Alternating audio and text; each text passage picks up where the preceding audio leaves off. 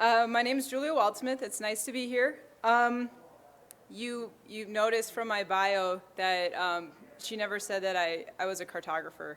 So this is kind of like speaking to a room full of surgeons about Band-Aids for me.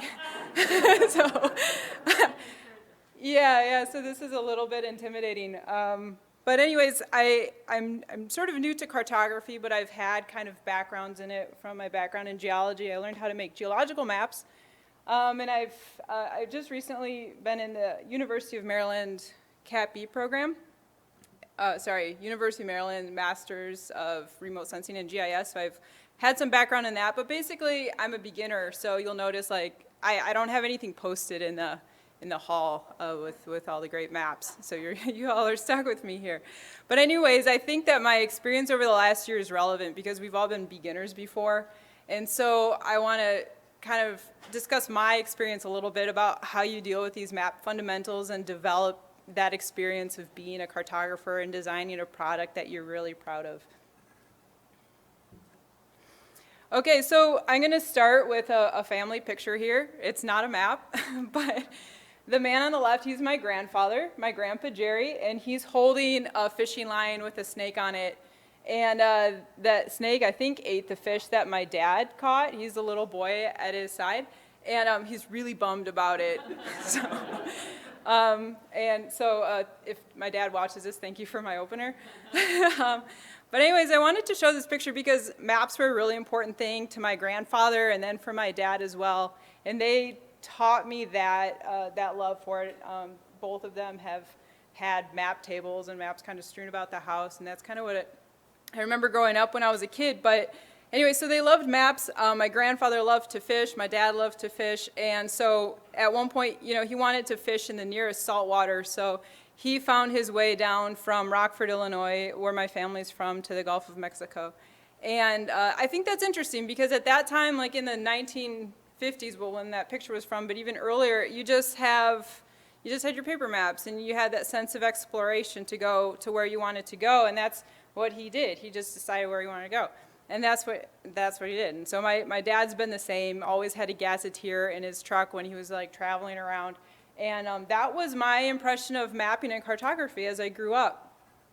But then I came to NOAA, and what I find interesting here, this is probably a similar nautical chart to what my grandfather and my dad used back in the day, because NOAA has a very strict standard for how they produce nautical charts because they serve as fundamental navigational tools. There's really not a lot of room for creativity that could confuse the mariner. So I love looking at these charts and seeing that these are the same documents basically that they used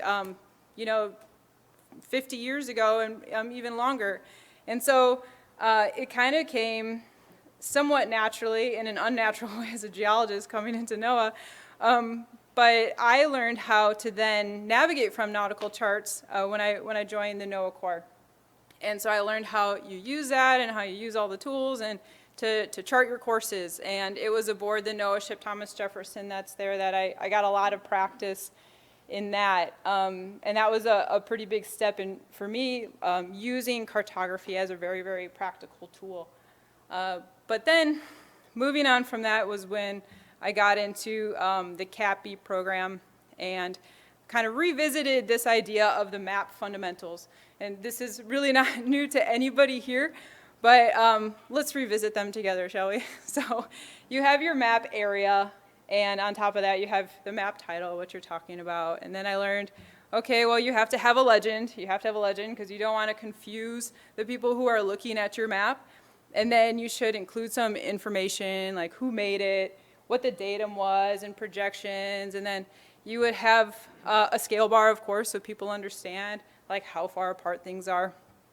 And then the north arrow, which is kind of like my favorite and also least favorite because it always seemed like the more piratey you could make it look, the better. And that made for a good map.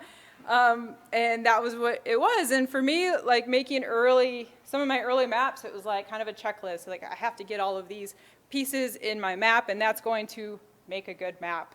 I'll get extra credit, like the more detail I can include of all these map fundamentals.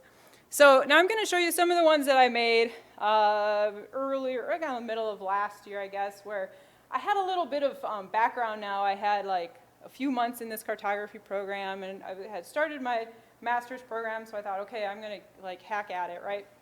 So these maps were produced, I made them for a paper that I wrote about the ecological zones of different coral species that you could find on the seafloor.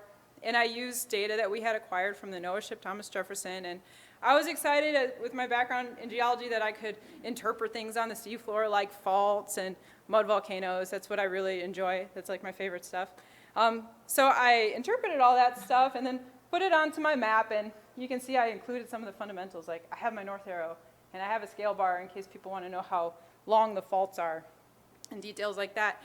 But then, you know, when I have my map that shows kind of like the overview of where I'm looking at, I was trying to also include these fundamentals, and I found that it was a little bit clunky. Like, okay, I'm going to add a north arrow because I'm supposed to, but like everybody knows we're talking in the Gulf of Mexico, right? Like we're south of the coast. Like I'm not sure if the north arrow is really serving a very strong purpose here, but I felt really compelled to add that kind of a detail. So moving on, my eyes were opened when I took a webGIS class and I got to make my first web map. So as you heard, I work in the remote sensing division of NOAA, where we use aerial photography to collect data over coastal areas, and particularly after hurricanes. And so I wanted to create a project that could be used as a sort of tool that we can use our hurricane aftermath imagery to compare against satellite data to see what happened and what has changed. So I added important layers like tide gauges and power lines, and I just added all of this stuff because I wanted to see if I could do it. And then I thought, okay, well, how do I add my north arrow? Like, how do I do this part? You know, but you know, I still stuck a scale bar in there and some legend stuff.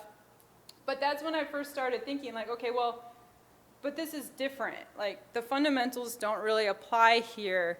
And I think it's worth discussing maybe in this session, this maps in any medium, because these fundamentals actually change depending on what you're trying to do. Like watching the presentations that have been given so far, people have done this in myriad ways with how these fundamentals are applied, and you all seem to like know that instinctively.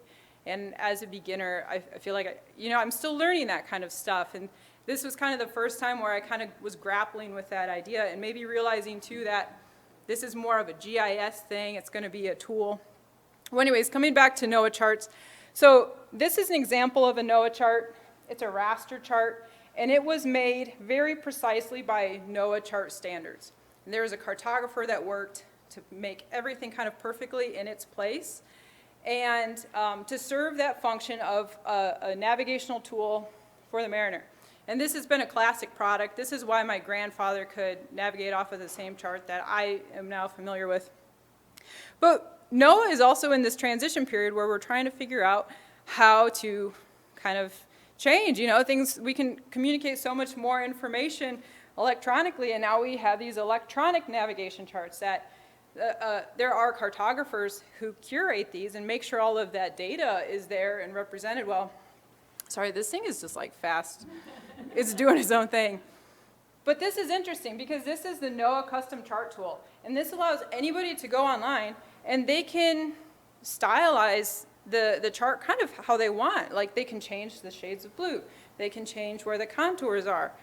Or what's displaying. And this is very powerful, but it also allows the mariner to create their own tool, the way that they want to use it. And that's something that's really different. And there's a lot of power in that, but it's also, kind of scary in a way, like to kind of give up that role. So that's kind of where we're at right now. So then moving forward, this was my most recent project where I'm trying to make a tool. And at this point, I've kind of given up the idea, forget the map fundamentals, I just want to make something that's going to be useful. So I didn't even think about north arrows anymore. What I wanted to do was show, these are flight lines. So in the remote sensing division, we take planes and we fly along coastal areas in coordination with tide windows. So when the tide's high, we want to fly at certain times, or when it's low at certain times, because we see the shoreline differently, and then we can update our charts and our data sets accordingly. But the tide changes all the time, and so I was like, how do I make this 4-dimensionally? So what I was focused on was how do I communicate that change in time? So I had a time slider widget, and I was pretty excited about that. But I also was using an ArcGIS online like web app builder tool. So a lot of that stuff was already native in there, and I didn't have to worry about it.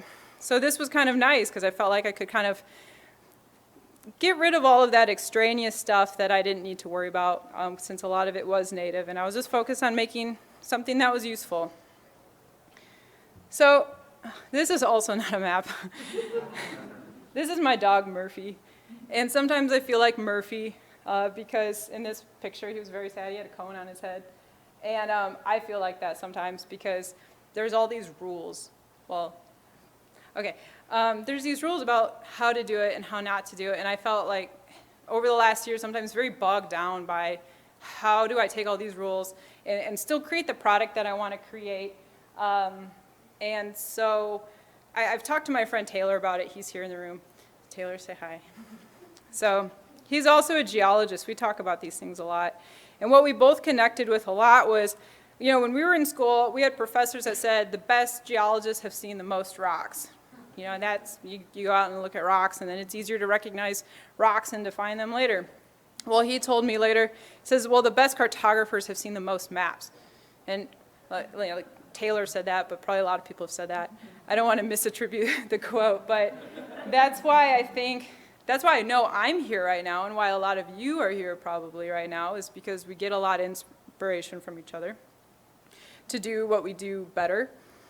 And so I'm interested in talking to you all about this because I have a few takeaways from this. I've kind of realized, like, if I'm making a map, I've just kind of tried to distill it to, like, what does my viewer need to know? The fundamentals aren't fundamental if they're just going to be distracting, like, just leave it out. Good rules can be broken. You know, you can step outside of those boxes, and that's okay. I'm trying to become more focused on that, too. Design takes time. I was in practical cartography day yesterday and saw the detail that people were putting into, like, making maps look hand-drawn. That blew my mind. You know, that people can go into that kind of minute detail, and that's what I'm learning. It's not like it's just how you, like, push the right buttons in Arc Pro or something like that. It's, like, really something very manual. Sorry. And so another idea, fundamentals I think should be different for different platforms, like whether it's web apps or maps. Static maps. And then lastly, be creative. Don't feel like you have a cone on your head like I feel a lot of times. Now I can show the next slide. Okay, this is to round it out. I think this is so cool. My stepmom shared this picture with me recently. This was taken, this is a picture of a pen that my grandfather had dipped in the waters at Point Barrow and brought back to my dad as a souvenir. This would have been like in the early 80s, well, I guess 1981. My grandpa at the time was in his mid-70s, I think. And he had this adventurous spirit to just find a place on a map that he didn't know about. He just read a lot of National Geographics and then go there. And I kind of was thinking, like, well, I wonder how he did that and, like, what maps did he use?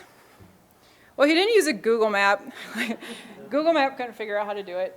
So I'm actually pretty proud that my grandfather could figure out how to get to Point Barrow and Google Maps couldn't. So,